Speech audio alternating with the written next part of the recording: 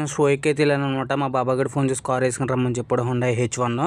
ఎందుకంటే అది బస్సు కాబట్టి అది దాని ఏసీ పోయింది. ఇక్కడంతా ఏసీ వర్క్ చేస్తారనమాట.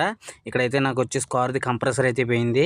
ఇతనైతే ఇప్పుతున్నాడు పాపం. ఇంజిన్ అయితే చాలా వేడిగా ఉంది. నేను చాలా దూరం నుంచి వచ్చాను కాబట్టి ఇంకా ఇదైతే కంప్రెసర్ అయితే ఇప్పేశాడు. ఏంటో ప్రాబ్లం చెప్పలేదు. ఇక్కడ అన్ని కంప్రెసర్లే దొరుకుతున్నాయి. ఓన్లీ కంప్రెసర్ వర్క్ చేస్తారనమాట. ఈ షాప్ అంతా ఒకటే. దీని పక్క షాప్లో కూడా ఏసీ ఫ్యాన్ అనమాట, రేడియేటర్ వర్క్ చేస్తారు, కంప్రెసర్లు మారుతారనమాట. మొత్తం ఏసీకి సంబంధించినవి అనమాట.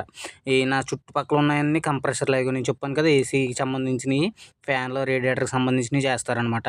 ఇవి వచ్చేసి చైనాయి అనమాట. చెప్పాడు మనం అడిగితే. ఇదైతే మనకు పోయింది, మన కారులోది. ఇది కంప్రెసర్ అయితే పోయింది. ఇదైతే బిగించాల్సింది. ఇప్పుడు కొత్తది బిగించారు.